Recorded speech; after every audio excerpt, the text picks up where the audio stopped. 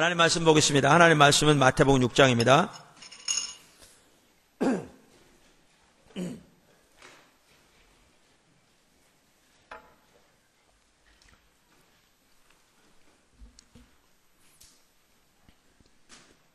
하나님의 말씀은 마태복음 6장 14절 15절입니다. 너희가 사람의 과실을 용서하면 너희 천부께서도 너희 과실을 용서하시려니와 너희가 사람의 과실을 용서하지 아니하면 너희 아버지께서도 너희 과실을 용서하지 아니하시리라. 사실 저는 의의 행실 다음으로 넘어가려고 했는데요. 하나님께서 이렇게 약간 뒤로 물러서 이 부분을 먼저 꼭 살펴보고 넘어가기를 원하신 것 같았습니다. 그래서 오늘은 본문 말씀을 중심으로 해서 기도와 용서 혹은 기도와 관계에 대해 살펴보기 원합니다.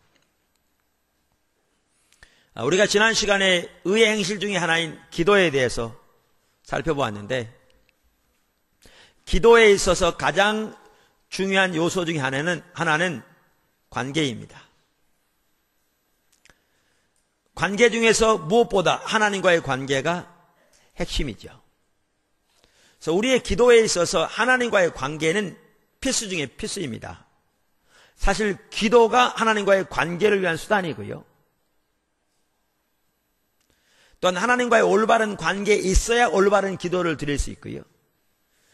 하나님과의 올바른 관계에 있어야 우리의 기도도 응답되지요. 우리가 하나님과의 올바른 관계에 있지 않다면 우리의 기도는 하나의 종교적인 의식에 불과할 겁니다. 하나님 앞에서는 아무런 의미도 없는. 또한 성경에 의하면 하나님과의 관계와 사람의 관계는 뗄래야 뗄 수 없도록 항상 밀접한 관계를 가지고 있습니다. 그래서 가장 큰 계명과 두 번째 계명이 바로 그 부분이고요. 성경에 보면 하나님을 사랑하는 것과 이웃을 사랑하는 것이 나눠지지 않습니다.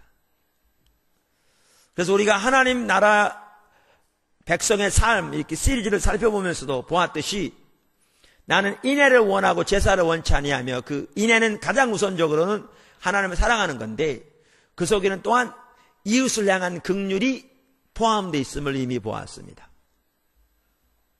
그래서 우리의 기도에 있어서 다른 사람과의 관계 또한 필수적입니다. 기도와 이웃과의 관계는 뗄래야 뗄 수 없도록 밀접한 관계를 가지고 있습니다.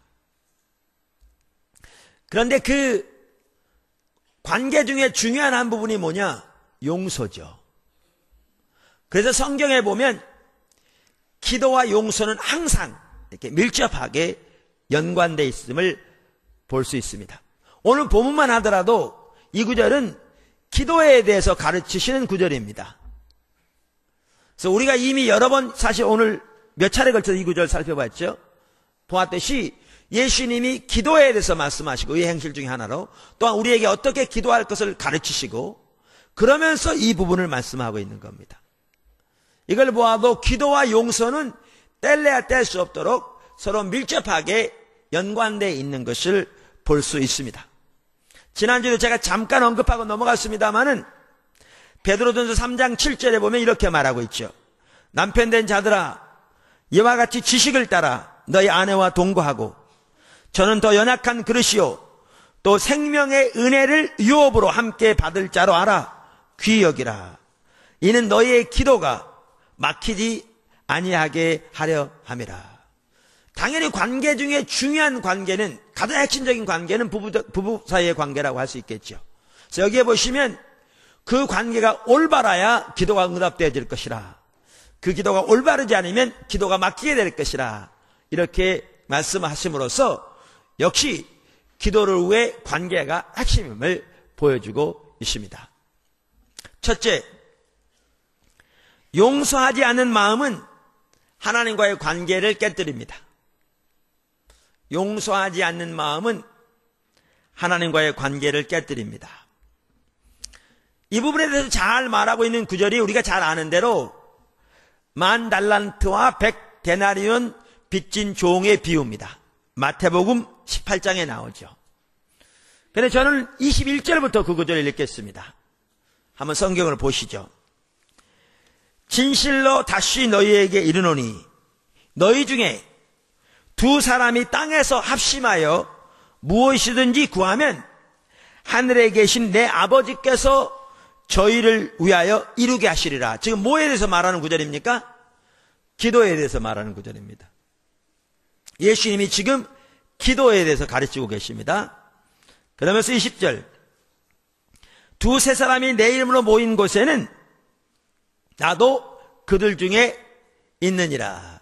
그래서 예수님께서 우리와 함께 하셔서 우리가 마음을 모아서 하나님께 구하는 기도를 응답하신다. 이렇게 말씀하는 구절이죠. 그러면서 곧바로 뭐가 나오느냐? 다음 부분이 나옵니다. 그때 베드로가 나와 가로되 주여 형제가 내게 죄를 범하면 몇 번이나 용서하여 주리이까? 7번까지 하오리이까?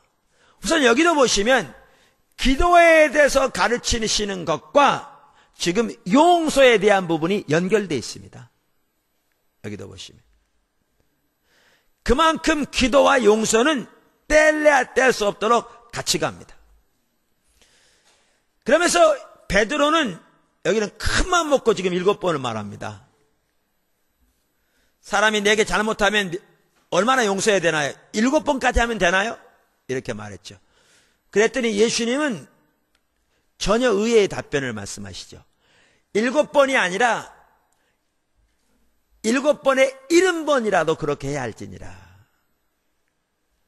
그러니까 이 말은 7 곱하기 70 해서 490번까지 용서하라는 말이 아니고 본문의 내용을 보아도 알 수 있듯이 그리고 7은 뭐죠? 완전수죠, 성경에서. 이 말은 무한정 용서해야 한다 그 말입니다.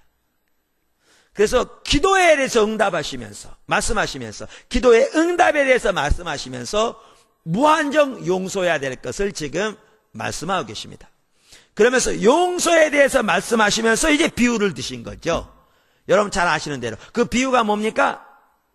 한 임금이 있어서 종들과 계산을 합니다. 근데 그 종 중에 한 사람은 10,000달란트 빚진 자가 있었다 그랬습니다. 근데 여러분 10,000달란트는 엄청난 돈입니다. 엄청난 돈입니다. 그러니까 10,000달란트 빚진 사람이 갚을 게 있어야죠. 그러니까 잠깐 기다려주세요. 뭐 집을 팔고 뭐 가족을 팔고 다 갚겠습니다. 근데 그렇게 갚을 수 있는 돈이 아닙니다. 왜냐하면요, 그 당시에 한 장정이 하루 번 돈이 한 데나리온입니다. 근데 1달란트는 6,000데나리온입니다. 그러니까 오늘날 한 장정이 하루 버는 게 10만 원이라면요, 한 달란트는 6억 원이나 되나요? 그러니까 10,000달란트니까 6조 원이죠. 근데 오늘날 돈의 6조 원이라면 그 당시의 가치로 따지면 이건 몇십조, 몇백조에 해당하는 겁니다. 그러니까 한 개인이 갚을 수 있는 돈이 아닙니다. 하나님이 의도적으로 예수님이 그 예를 드신 겁니다. 그러니까 갚을 수 없으니까 탕감해 줬다는 거죠. 그런데 이 종이 나가다가 자기에게 100데나리온 빚진 사람을 만났습니다. 말씀드린 대로 한 데나리온이 한 장정이 하루 번 돈이니까 100데나리온은 절대 작은 돈이 아니었습니다. 한 사람이 3분의 1년을 벌어야 모을 돈이니까. 구태의 10만 원으로 따진다면 한 1,000만 원 되는데 오늘날은 1,000만 원이 별것 아닐 수 있지만 그 당시에 1,000만 원은 엄청난 돈이었죠. 오늘날 따라하면 수억, 수십억에 해당하는 돈이었죠. 그러니까 많은 돈이었습니다. 그 당시의 관점에서 볼 때. 그런데 그 동료 종이 그걸 없으니까 못 갚겠다고 기다려달라고 그랬죠. 내가 열심히 일해서 다른 수단을 해서 갚을 테니까. 그런데 이 종이 감옥에 가둬버렸습니다. 갚기 전까지는 못 나올 거라고. 그랬더니 주변에 같은 동료 종들이 보고 그 종이 하는 일이 옳지 않아서 주인에게 임금에게 말해버렸습니다. 그랬더니 임금이 대답 하는 말이죠. 나는 너에게 10,000달란트를 탕감해 주었는데 너는 100다니엘을 용서해 주지 못하느냐. 그러면서 감옥에 집어넣고 내가 다 갚기 전까지는 다시 나오지 못할 거라고 했어요. 이건 못 갚을 돈입니다. 아까 말씀드린 올라나만 하면 수십조, 수백조에 해당하는 돈이라니까 갚을 수 있는 돈이 아닙니다. 그러면서 예수님이 뭐라고 말씀하셨냐면 이 비유의 마지막 그 절인 35절에서 너희가 각각 중심으로 형제를 용서하지 아니하면 내 천부께서도 너희에게 이와 같이 하시리라. 이렇게 말씀하셨습니다.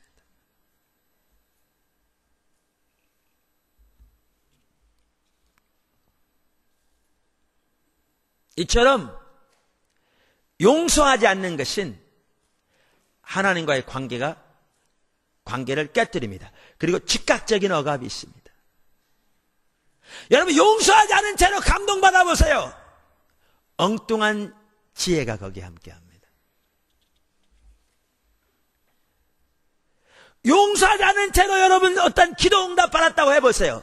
그 지혜가 하나님께로부터 나온 지혜가 아닙니다.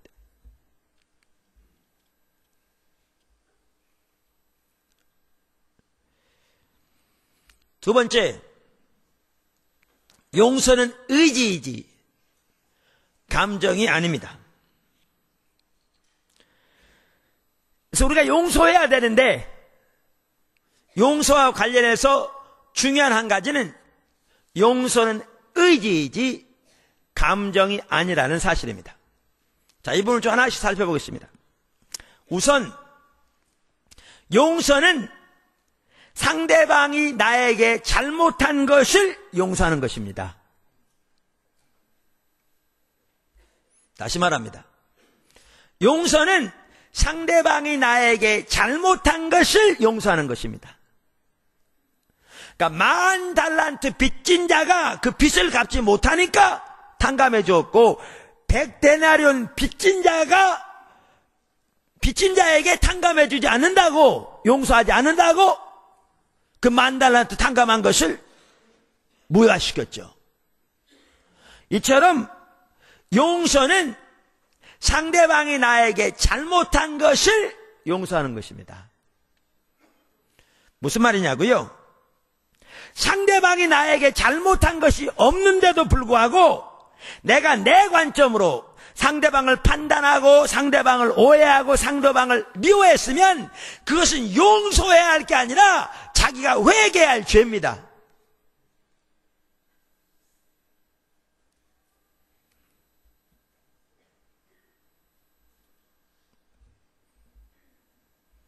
근데 오늘날 교회에서 이런 게 참 많아요.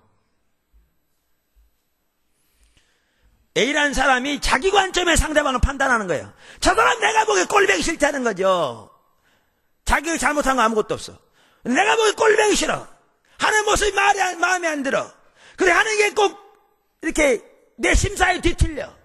그러니까 내가 보면서 이렇게 판단합니다. 그리고 미워합니다, 떨 때는. 괜히 시험 들고 원망합니다. 불평합니다. 그러면 누가 가서 그래요. 집사님이 용서해. 그건 집사님이 용서할 게 아닙니다. 그건 회개할 죄입니다. 용서를 구해야 할 죄지 용서할 게 아닙니다. 그러니까 용서에 있어서 기억하실 것은 먼저 상대방이 내게 잘못한 것을 용서하는 겁니다.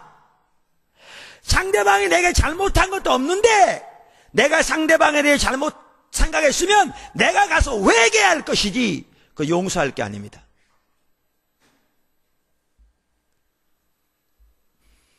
또 하나, 용서는 선택이 아닙니다. 용서하면 좋고 용서 안 하면 할 수 없고 그게 아닙니다. 용서는 해도 되고 안 해도 되는 것이 아닙니다. 용서는 반드시 해야 합니다. 왜냐하면 성경 여러 곳에서 말씀하셨듯이 우리가 상대방을 용서하지 않으면 우리에 대한 하나님의 용서가 보류될 것이니까요. 그래서 감옥에 갇힌 10,000달란트 빚진 자처럼 곧바로 영적인 억압이 거기 있을 겁니다.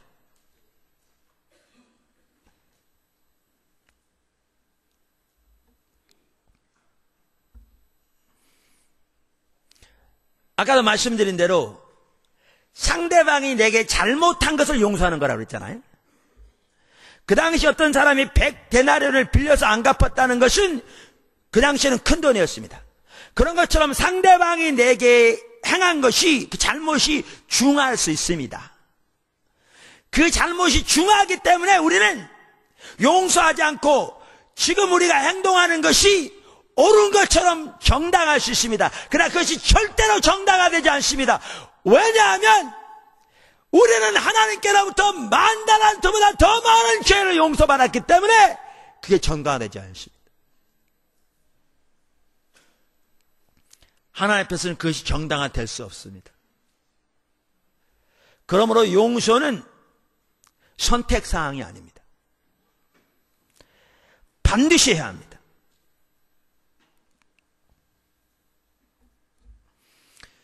그래서 용서해야 되는데 어떤 사람들은 용서하려고 하는데 잘 안 된다고 그럽니다. 그런 분들에게 도움이 되기 위해서 한 가지가 뭐냐? 용서는 우리의 의지를 가지고 하는 것이라는 거죠. 다시 말하면 용서는 의지를 가지고 하는 것이지 감정을 가지고 하는 것이 아니라는 겁니다. 용서는 분명한 결단과 의지를 가지고 우리의 중심에서부터 하나님 앞에서 상대방을 용서하는 것입니다. 하나님, 저에게 이러이러한 일을 행한 누구누구를 제가 예수님의 이름으로 용서합니다. 이렇게 하나님 앞에서 분명한 결단과 의지를 가지고 중심에서부터 상대방을 용서하는 것입니다. 여기에 중요한 것은 용서하겠습니다, 하게 도와주세요가 아니에요. 용서하는 것입니다. 감정은 즉각 따라오지 않을 수 있습니다. 상처가 깊을수록 더욱더 그렇습니다.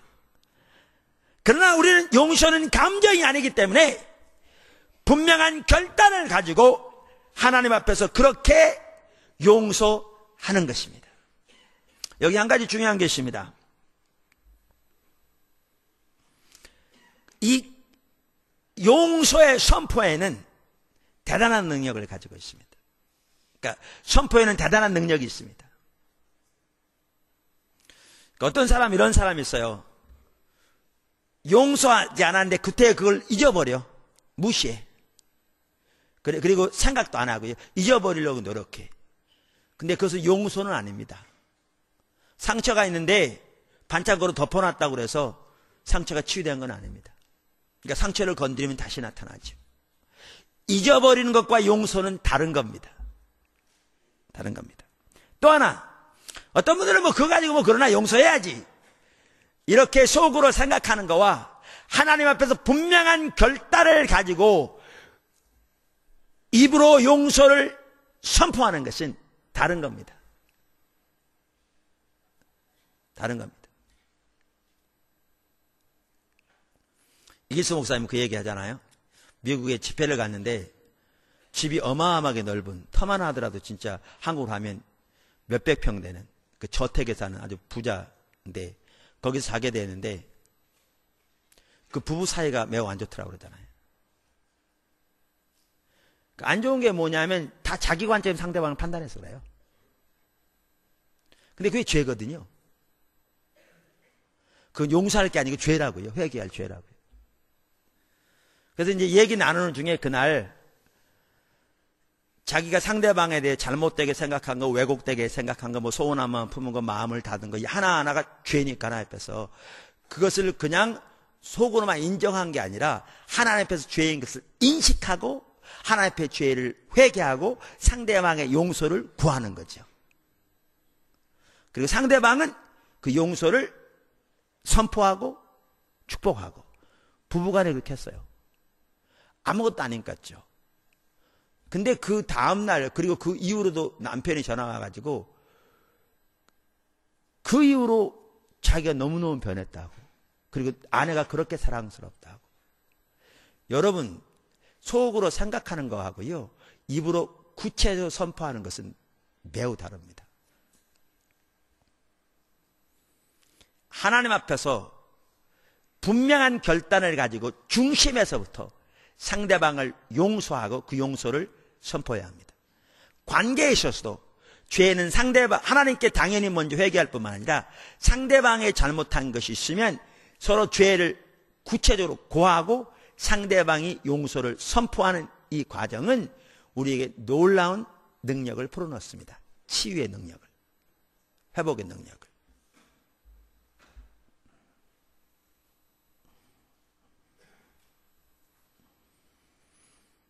또 하나, 여기에 중요한 게 뭐냐면 상대방을 축복하는 겁니다.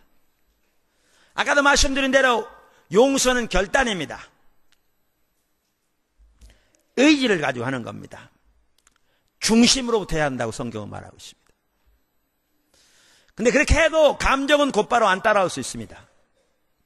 왜냐하면 여러분이 과거에 위험한 일을 닥쳤다고 생각해 보십시다. 다행히 별일 없었는데 큰 위험에 처할 뻔했다. 시간이 한참 지난 후에도 그 일만 생각하면 식은땀이 흐르고요, 긴장이 되고요, 어떨 땐 불은 떨리기도 하고요. 지금 아무 일도 안 일어나는데. 왜 그러냐면 우리는 사건과 함께 감정이 같이 기억되기 때문에 그렇습니다. 아까 말한 대로 용서는 상대방이 내게 잘못한 것을 용서하는 건데, 상대방이 내게 잘못한 것이 큰 것일수록 그 사건뿐만 아니라 감정이 여기에 같이 기록되게 되어 있습니다. 그래서 내가 용서하지만 그 감정은 그대로 남아있을 수 있어요. 그래서 어떤 사람들은 용서를 했는데도 감정이 남아있으니까 용서를 하지 않은 것처럼 괴로워하는 사람도 있습니다. 근데 여러분이 분명한 결단을 가지고 중심에서부터 하나님 앞에 상대방 용서하셨으면 용서하신 겁니다. 그럼 이 감정은 어떻게 치유되느냐? 상대방을 축복함으로 치유됩니다. 그리고 상대방을 축복하는 것 또한 용서의 한 부분입니다. 여러분이 할 수 있는 모든 축복을 상대방을 위해 축복하십시오. 예수님의 이름으로. 또박또박 소리를 내야 하는 것도 아주 좋습니다.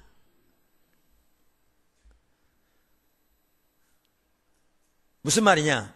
이렇게 축복하는 겁니다.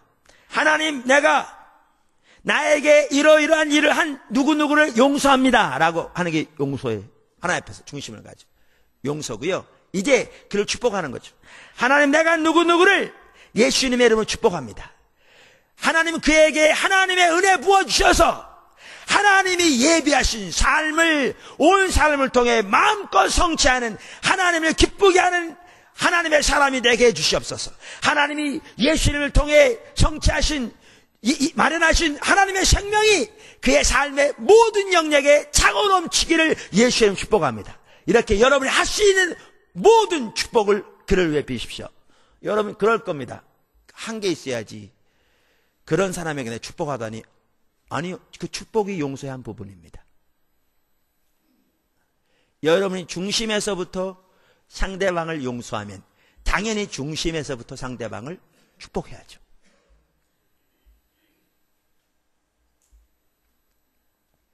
이건 좀 다른 경우입니다만, 예수님께서 너희 어느 마을에 가면 한 집에 들어가라. 그리고 거기에 머물라. 안 받아들이면 신발 있는 먼지가 떨어지고 다른 데로 가라. 그러면서 들어가면 그 집에 평안을 빌라.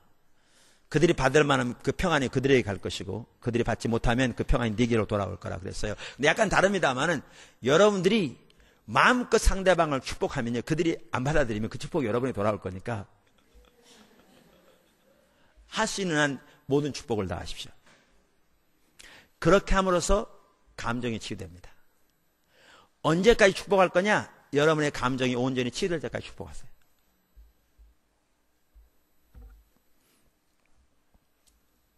포도나무교회 초기에 주일날 저녁 예배 시간인가? 하나님이 이 부분을 살펴보게 하시고 같이 기도하게 하셨어요. 기도하게 하시면서 마음속에서 용서되지 않은 사람들 용서하게 할 뿐만 축복하라고 하시고요. 통성으로 기도하자고 그러셨어요. 그 당시에 처음 교회 초기에 어떤 분들은 저한테 할 소리 못 할 소리 별소리도 하고 욕하고 떠난 분도 있었거든요. 그래서 그분들을 제가 용서했지만 생각하면 마음이 안 좋고 그랬었어요. 근데 저도 그때 이렇게 하면서 용서는 당연히 했죠. 근데 제가 우리 통성으로 기도하자고 그랬는데 큰 소리로 그 한 사람 한 사람 예수님을 집중적으로 축복했어요. 근데 그 순간 저의 모든 감정이 치유되더라고요.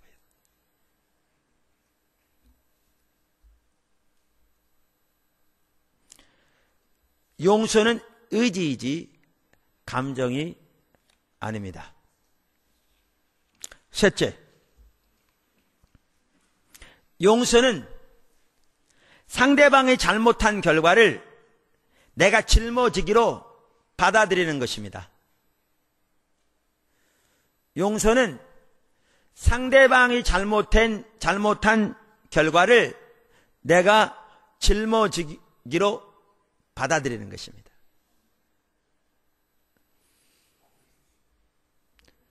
여러분, 예수님 보세요. 예수님께서 우리의 죄를 용서하실 때 그냥 말로만 용서해, 용서할게, 용서받았어, 그러지 않으셨어요. 그분은 우리의 죄를 용서하시기 위해서 십자가를 지고 돌아가셨어요. 우리의 죄의 값을 지고 돌아가신 겁니다. 우리를 용서하시기 위해서. 그러니까 우리는 값없이 용서를 받지만 우리의 용서의 대가는 절대 값없는 게 아닙니다. 하나님은 우리를 용서하시기 위해서 엄청난 대가를 치르셨습니다. 이처럼 예수님께서 우리를 용서하시기 위해서 우리의 죄의 값을 지고 가신 것처럼 그 예수님에게 비하면 우리는 너무나 작은 것일지 몰라도 상대방을 용서하는 것에는 상대방이 나에게 저지른 잘못을 내가 짊어지기로 결단하는 것이 포함됩니다. 왜 그렇게 하는가? 예수님이 나의 그 비교도 안 될 그 모든 죄를 먼저 용서하셨기 때문에 그렇게 하는 겁니다. 아멘. 근데 한 가지 더 기억하셨겠습니다. 아까 용서는 상대방이 내게 잘못한 것을 용서한다고 그랬잖아요.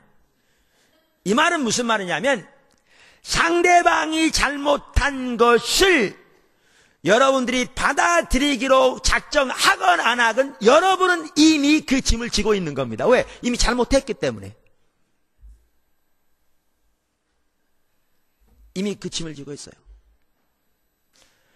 근데 잘못해서 이미 그 짐을 지고 있지만 기꺼이 용서하고 상대방의 잘못된 그 짐을 내가 지기로 결단하지 않으면 어차피 지고 있으면서 우리는 어떻게 하느냐? 원망, 미움, 복수심, 증오심만 가득해서 하나님과 관계는 끊어지고 하나님의 용서는 보류되고 영적인 어감은 가득하고 내 삶 속에 어떠한 승리도 없지요. 어차피 지고 있는 겁니다. 이미 지고 있는 겁니다. 근데 그 이미 지고 있는 것을 주님의 십자가로 인하여 기꺼이 주님이 그 모든 나의 죄의 짐을 지셨기에 내가 그 짐을 지기로 결단하면 그 짐은 그대로 있을지 모르지만 여러분과 하나님과 관계가 회복됩니다. 하나님의 은혜는 여러분에게 부어집니다. 하나님의 생명은 여러분에게 흐르기 시작할 겁니다. 하나님의 임재는 회복될 겁니다. 하나님과 친밀한 교제는 여러분에게 회복될 겁니다. 하나님의 승리가 함께할 것이라고요. 아멘. 그래서 용서는 상대방이 잘못한 결과를 내가 짊어지기로 결단하는 것입니다. 네 번째, 하나님의 관점으로 환경을 볼 수 있는 은혜를 구하십시오. 하나님의 관점으로 환경을 볼 수 있는 은혜를 구하십시오. 우리가 용서하기 위해서 중요한 요소 중에 하나가 뭐냐? 하나님의 관점으로 환경을 보는 것입니다. 이에 대한 좋은 예가 요셉입니다. 여러분 요셉에 대해 잘 아시죠? 요셉은 소위 꿈쟁이였습니다. 어렸을 때 꿈을 꿨는데 형들의 11볕단이 자기 볕단에게 절을 하는 꿈을 꿨어요. 근데 요셉은 어려서부터 아버지가 이렇게 편애하는 자식이었어요. 그래서 아주 버릇이 나빴어요. 그러니까 좀 아나무인격이죠. 자기밖에 모르는. 그러니까 또 그걸 또 쪼르르 말했네? 그러니까 형들이 미워하죠. 그럼 뭐야? 그럼 우리가 너한테 절한단 말이야, 뭐야? 이런 거잖아요. 요셉은 원래 그러니까 야곱은 원래 라헬이라는 여인을 좋아했거든요. 그러니까 7년을 일했어요. 그래가지고, 첫날 밤을 지냈는데, 아가씨 아버지가 잘못한 거예요. 약속한 라헬을 들여보내지 않고, 언니를 들여보낸 거예요. 오늘같이 전기도 있는 것도 아니고. 그래, 첫날 밤 지내놓고 보니까 다른 여자가 들어와 있잖아요. 그러니까 우리는 언니를 못 보내야 한다. 그래가지고 라헬이 7년을 더 일했잖아요. 그래가지고 라헬과 결혼했어요. 이제 야곱이. 근데 야곱은 그러니까 라헬만 좋아하죠. 그러니까 하나님도 공평하세요. 똑같은 아내 중 하나만 좋아하니까 라헬의 태는 막으시고 레아의 태만 여시는 거죠. 이렇게 해서 결론이 어떻게 되느냐? 종들까지 합해가지고 아내가 4명이었어요. 그리고 그 자기가 사랑하던 라헬에게서 난 첫 번째 아이가 누구냐면 요셉입니다. 그러니까 이 요셉만 싸고 노는 거예요. 색동원 입혀가지고. 다른 형들은 다 일하러 갈 때 옆에 앉혀놓고. 그러니까 얘가 버릇이 나빠져가지고 일 안 하면서 형들이랑 고다질만 해. 갔다 오면. 그러니까 그렇지 않은데 형들이 미운 거예요. 제가. 눈에 가시처럼. 똑같은 자식인데 쟤만 예뻐하고. 쟤만 좋은 옷 입히고. 쟤는 일도 안 시키고. 그런데다가 이제 그런 꿈을 꾸니까 더 열이 나는 거죠. 지가 꿨으면 가만히 있어야지. 근데 그런 꿈만 꾼 게 아니라 그 다음날 또 꿈을 꾸는데 해와 달이 자기에게 절하고 11별이 자기에게 절하는데 또 이것부터 쪼르르 말해. 그러니까 형들이 뭐라 그래요? 저놈 저기 이가 갈리는 거죠. 부모님이 그러면 저한테 절하고 그러면 우리가 다 절한단 말이야. 뭐야. 그래가지고 기회를 보고 있다가 여러분 잘 아시는 대로 얘를 죽이려고 했다가 목숨은 살려주되 애굽의 노예상에 팔아버렸습니다. 그리고 옷을 벗겨다가 짐승의 피를 묻혀서 우리가 갔는데 오다 보니까 이걸 찢겨진 옷을 발견했다고 아마 짐승이 잡아먹는 모양이라고 거짓말했습니다. 여러분 요셉의 입장에서 보세요. 형들이 한 일이 어땠는지. 원래 그런 사람일수록 자기는 못 보거든요. 상대방만 보죠. 만약에 요셉이 형들이 하는 일을 생각하면서 미움, 분노, 복수심, 증오 일반적으로 한다면 그게 불탔을 텐데요. 그렇게 했더라면 그는 절대로 하나님 앞에 빚어질 수 없었고요. 그렇게 했더라면 절대로 하나님이 쓰실 만한 사람이 못 됐고요. 그렇게 했더라면 우리가 아는 요셉은 절대로 될 수가 없었습니다. 없었습니다. 불가능했습니다. 근데 요셉은 하나님의 관점에서 환경을 보았습니다.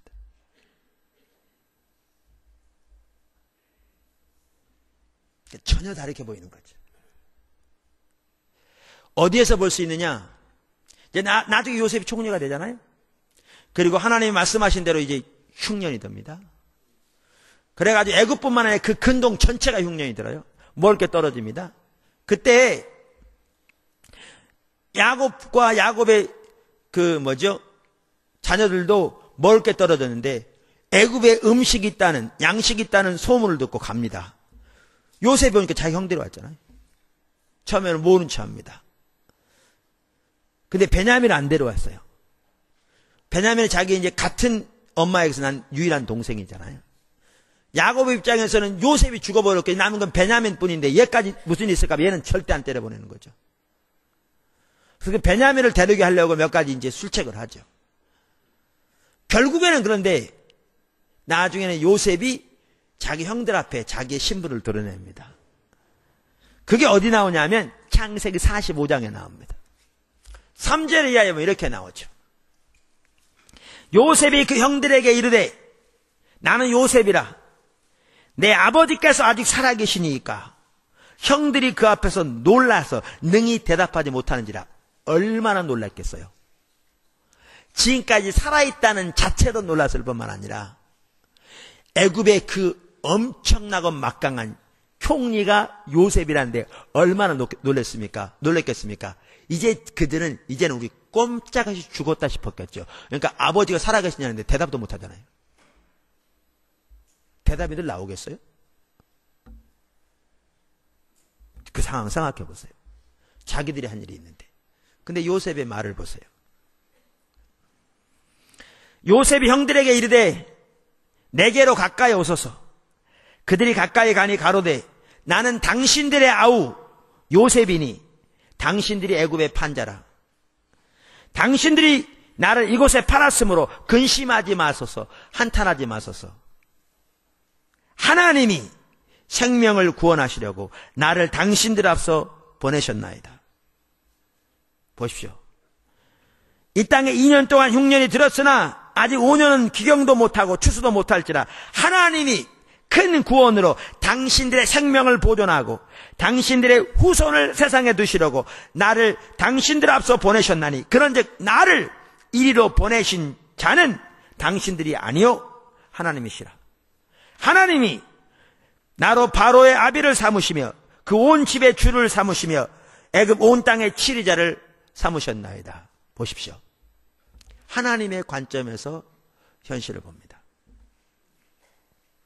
여러분은 요셉이 총리가 되었기 때문에 이게 가능했다고 생각하지 모릅니다. 아닙니다. 그 전에 그랬던 게 분명합니다. 왜요? 그 전에 하나님의 관점으로 이렇게 환경을 보지 못했다면 그는 절대 이 자리에 올라올 수 없습니다. 그는 폐인이 되었을 겁니다. 복수심과 증오와 인간에 대한 미움으로 가득한, 원망과 불평으로 가득한, 하나님에 대한 불신과 원망으로 가득한 폐인이 되었을 겁니다. 그는 왜 그런데 용서할 수 있었느냐? 하나님의 관점에서 현실을 볼 수 있었습니다. 당신들이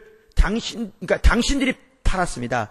그런데 나를 이곳에 오게 하신 분은 당신들이 아니고 하나님이십니다. 하나님이 당신들을 살리시고 이 땅을 구원하시려고 나를 이곳에 앞서 보내셨습니다. 라고 말하는 것이지요.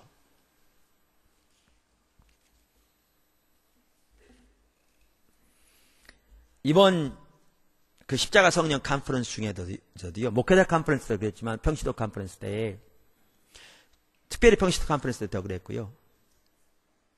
너무나 많은 사람들이 억압 가운데 고통하는 것을 이렇게 보겠더라고요. 근데 이번 주제가 하나님의 음성 듣는 거였는데 여러분 다 아시다시피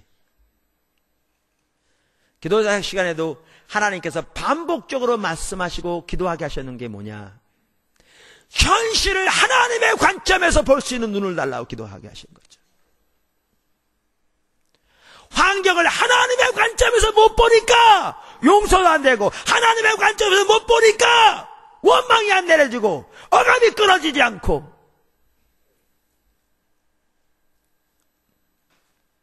하나님의 관점에서 보지 못하니까 승리하지 못하는 거죠. 너무나 많은 사람들이. 생각해 보시라니까요. 요셉이 하나님의 관점에서 환경을 보지 못했더라면 어떻게 되었을까를 생각해 보시라니까요. 근데 오늘날 적지 않은 하나님의 백성들이 그런 상황 가운데 있다는 거예요.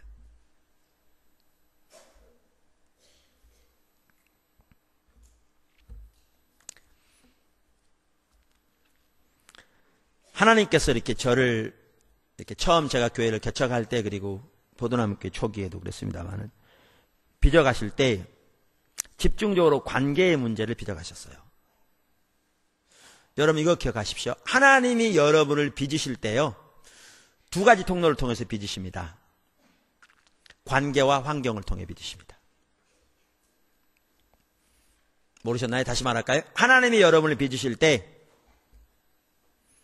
관계와 환경을 통해 빚으십니다.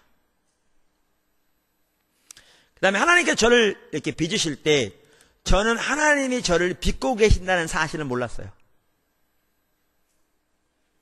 사실 하나님께서 우리들을 빚으실 때 하나님이 우리들을 빚고 계신다는 사실을 아는 사람 많지 않습니다.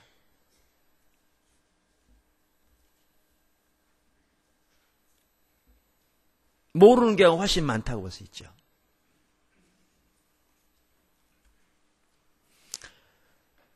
근데 개인적으로 참 이게 돌이켜보면 하나님의 크신 은혜였는데, 하나님께서 저를 빚으실 때 제가 상대방을 보았더라면 저는 전혀 빚어지지 않았을 거예요.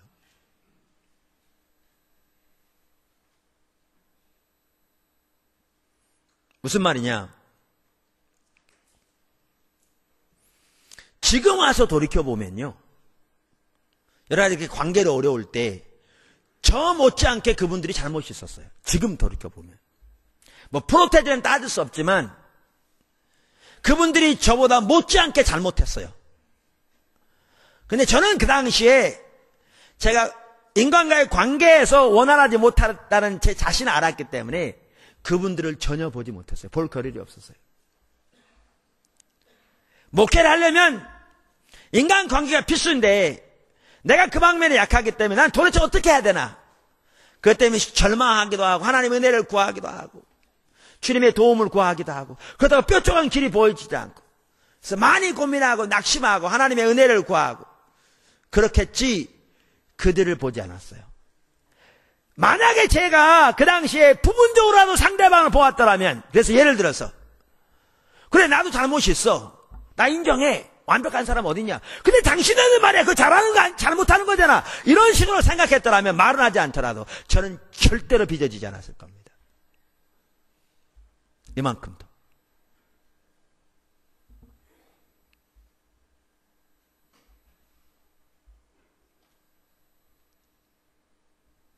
안 빚어졌을 겁니다.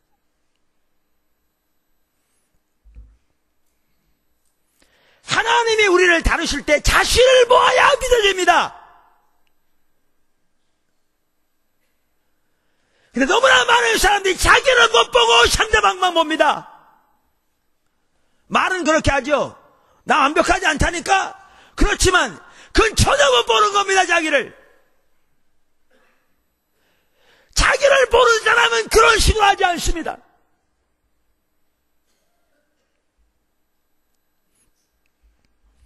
하나님이 우리를 빚으실 때 자신을 보아야 되고요, 하나님의 관점에서 환경을 보지 못하면 진정한 용서는 되지 않습니다. 표면적인 용서 외에는. 그리고 이렇게 하기 쉽다니까요. 용서는 상대방이 나에게 잘못한 걸 용서하는 건데, 상대방이 나에게 잘못한 게 아무것도 없는데도 자기 생각대로 판단해서 원망하고 불평하고 죄만 지으면서 용서해야 할 아량이 필요한 사람인 것처럼 이렇게 생각한다니까요.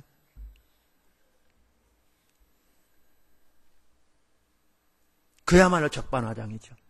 그러니 다뤄지겠습니까? 빚어지겠습니까? 시간이 지나가도 빚어지지 않죠.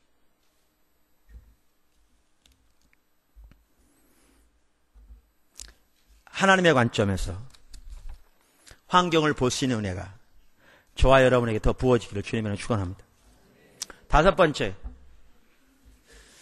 십자가의 사랑을 알아야 합니다.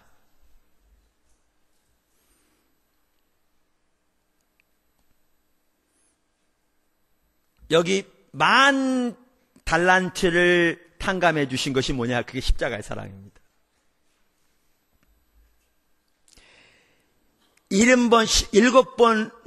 70번씩이라도 용서하라고 하신 그 말씀이 뭐냐? 십자가의 사랑을 의미합니다. 그러니까 아버지께서 우리를 그렇게 용서하셨기 때문에 우리에게 잘못한 자를 용서하라고 말씀하시는 겁니다. 그래서 예수님께서 가르쳐주신 기도에서도 우리가 우리에게 죄 지은 자를 용서해 준 것 같이 우리 죄를 용서해 주옵소서, 이렇게 기도하라고 말씀하셨죠.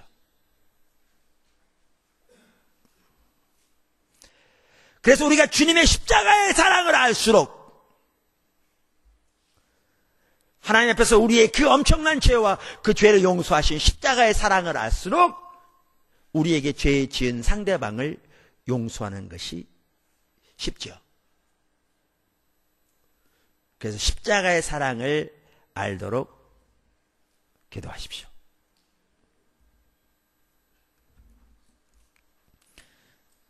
제가 어느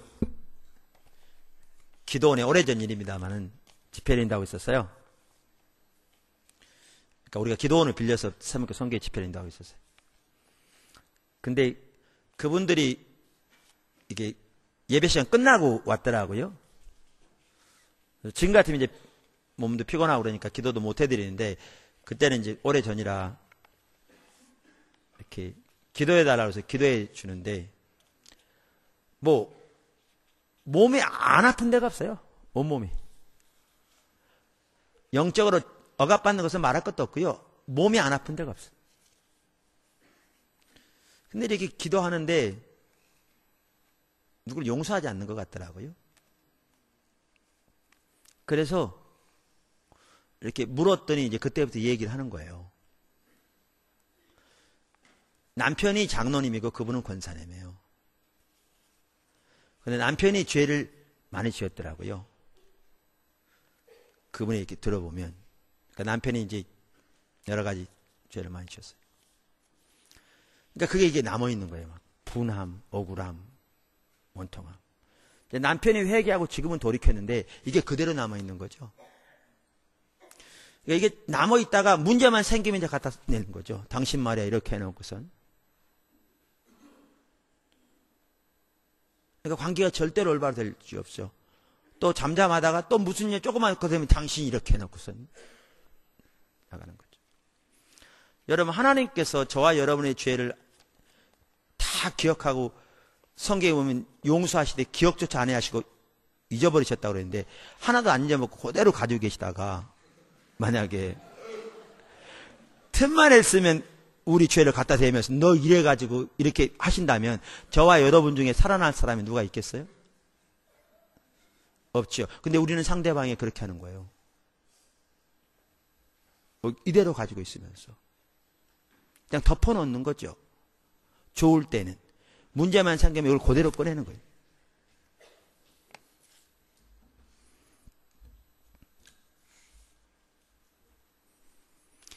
그분은 자기가 그렇게 하는 것이, 자기는 너무나 억울하고 많이 당했기 때문에 자기가 그렇게 하는 것이 정당하다고 생각할지 모르지만 하나님을 몰라서 그렇죠. 하나님의 사랑을 몰라서 그렇습니다.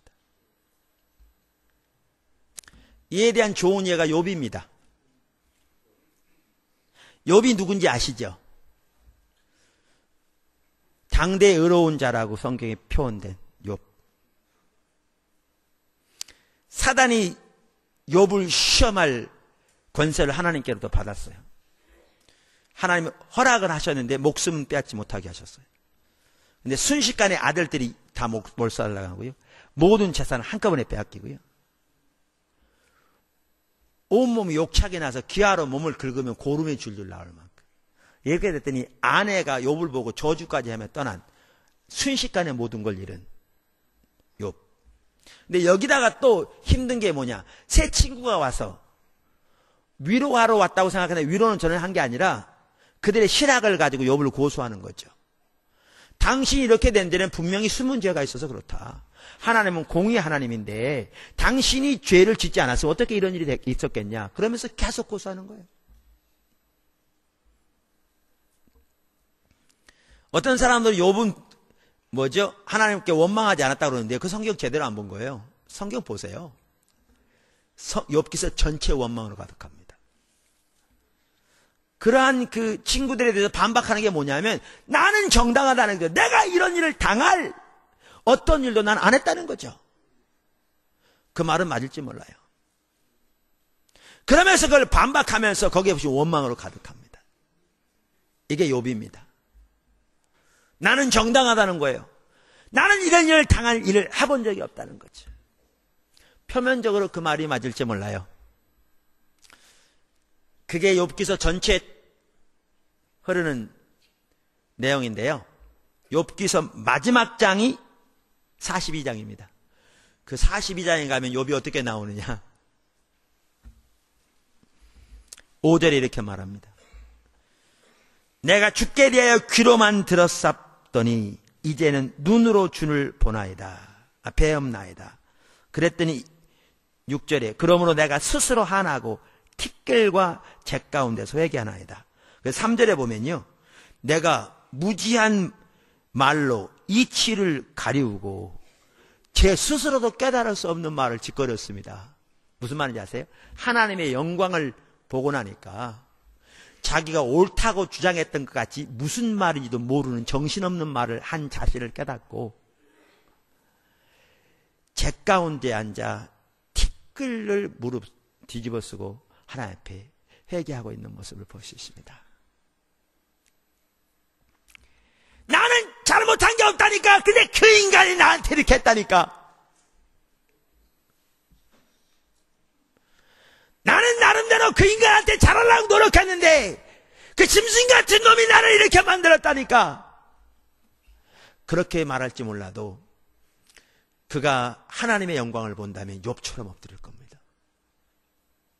욥은 의로운 자였음에도 그렇게 엎드렸는데,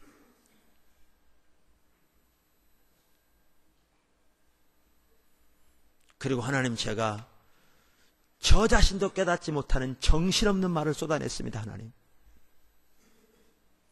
저를 용서해 주세요 라고 티끌 가운데 앉아 죄를 무릅쓰고 회개하는 일이 있을 것입니다. 십자가의 사랑을 알아야 진정으로 용서할 수 있습니다. 십자가의 사랑을 알게 해달라고, 하나님의 영광을 보게 해달라고 기도하십시오. 마지막으로 6번째, 상대방에 대해서 좋은 마음을 품고 내가 할 부분을 다해야 합니다. 용서에는 그게 포함됩니다. 상대방을 중심에서부터 용서한다는 것은 상대방에 대해서 좋은 마음을 품고 내가 할 부분을 신실하게 다하는 것을 포함합니다. 제가 하나님께서 저를 다루셨던 부분을 나눔으로 이 부분을 이렇게 설명하고자 합니다. 포도나무 교회 초기인데요, 그러니까 하나님의 임재 가운데서 잘 지내다가 어느 날부터 이상하게 예배를 드리건 기도를 하건 하나님 앞에 나아가는데 하나님과 친밀하면 안 되더라고요. 찬양과 경배를 나가는데도 겉돌기만 하고, 기도를 나가도 이렇게 하나님과 친밀함이 되어지지 않고, 원인을 몰랐어요. 기도하자면 왜 그렇습니까? 제가 돌이켜봐도 제가 하나님 앞에 특별하게 그런 일을 처리할 만한 잘못을 한 것이 생각나지 않고, 그래서 원인도 모르는 채 안 돼서 너무너무 고민했죠. 그러던 중에 이길스 목사님, 그 다음에 김정길 목사님 같이 이렇게 와서 집회를 여기서 했었어요. 그리고 이제 집회를 마치면 우리 서로 같이 기도해주고 그러는데, 집회를 마치고 그 이길스 목사님하고 김정길 목사님 부부에게서 제가 기도를 받았어요. 근데 이제 기도를 받는데 그분들도 잘 아는 그 당시 포도나무교회 지체에 두 분의 얼굴이 떠오른다 그러면서 저한테 그분들의 얼굴이 떠오른다고 무슨 일이 없네요, 저한테. 근데 제가 특별한 일이 없었기 때문에 그냥 없다고 그렇게 말한 것 같아요. 그리고 계속 기도를 받는데 하나님이 딱 보이신 거예요. 그게 뭐냐면 그 두 분이 나름대로 누구보다 열심히 신앙생활 잘 해야 할 분들인데 내가 보기에 그 모범적으로 앞서가지 못하는 거죠. 그러니까 그분들에 대해서 서운한 마음을 품고 있는 게 딱 보이더라고요. 근데 이게 죄인지 아세요? 왜냐하면 그분들은 내 종이 아니니까요. 내가 고용해서 내 소유로 되어 있는 월급을 주는 종들이라면 그들이 내 성에 차지 않으면 내가 서운한 마음 품어도 괜찮을지 모르지만 그분들은 내 종이 아니라 하나님의 종들인데, 그분들을 판단하실 분은 하나님인데 내가 판단하고 있으니 내가 하나님 자리에 앉아 있는 거죠. 영적인 교만에다 죄죠. 그게 딱 보여지더라고요. 그 보여주면 회개하죠. 그 다음에 당연히 돌이켜 회개하는데 그 다음에 하나님이 어떻게 인도하시냐면 곧바로 그 자리에서 그건 죄니까 하나님 앞에 회개하고 그 다음에 그분들은 하나님의 종들이니까 그분들은 누구에게 맡기죠? 하나님께 맡겨야죠. 그분들의 영적인 상태는 하나님과 그분과의 상태라고요. 그분들은 내 종이 아니라고요. 그러면 저는 목사로서 성도들인 그분들에게 내가 할 부분을 신실하게 해야죠. 그러니까 그분들은 하나님께 맡기고 나는 그분들에 대해 최대한 좋은 마음을 가지고 있을 뿐만 아니라 목회자로서 그분들에게 하나님이 인도하신 대로 신실하게 그분들을 사랑하고 섬기는 일을 저는 감당해야 돼. 그걸 딱 말씀하시더라고요. 그리고 그렇게 제가 회개하고 마음을 돌이키고 그러한 자세를 딱 고쳐먹었더니 순식간에 하나님과 임재가 회복되더라고요. 하나님의 임재가. 그리고 하나님과 친밀함이 회복되더라고요. 여러분 그런 죄악들이요 우리 사이에 너무너무 많습니다.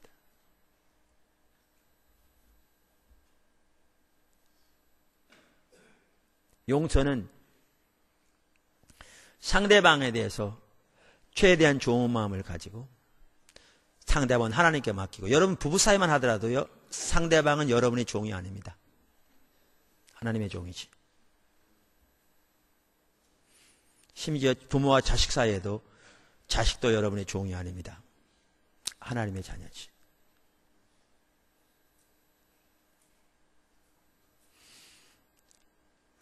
상대방은 하나님께 맡기고 상대방에 대해 최대한 좋은 마음을 가지고 하나님의 인도를 따라 목회자로서 부모로서 남편으로서 아내로서 자신이 할 부분을 신실하게 감당하는 것이 용서에 포함됩니다.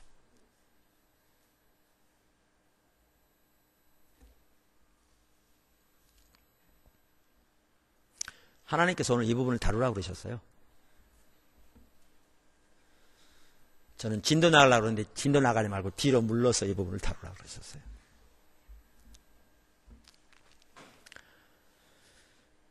우리 가운데 다루지 할 이 부분이 많은 것 같습니다. 기도요.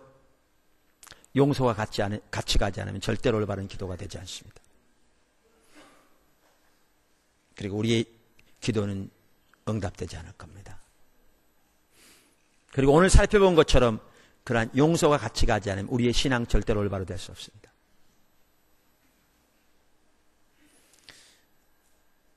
우리들의 그 수많은 판단하는 눈들이 내려지기를 예수님 축복합니다. 실제는 상대방이 내게 잘못한 것도 아닌데 내 관점에서 판단한 그 많은 죄악들 회개돼야 합니다. 오늘 뿐만 아니라 상대방이 내게 실제로 잘못한 것도 중심에서도 용서하고 상대방을 축복할 뿐만 아니라 상대방은 하나님께 맡기고 하나님의 인도를 따라 내 할 부분을 가장 좋은 마음을 가지고 신실하게 섬기는 자리로 여러분 우리 모두가 나가야 합니다. 그래야 여러분의 기도가 회복될 겁니다. 그래야 여러분의 예배가 회복될 겁니다. 그래야 포도나무 교회 예배가 회복될 겁니다. 오늘 그러한 일이 여러분 모두에게 우리 모두에게 있기를 주님으로 축원합니다. 아멘. 자, 기도 사역 하겠습니다. 우리 반주자 좀 나오세요.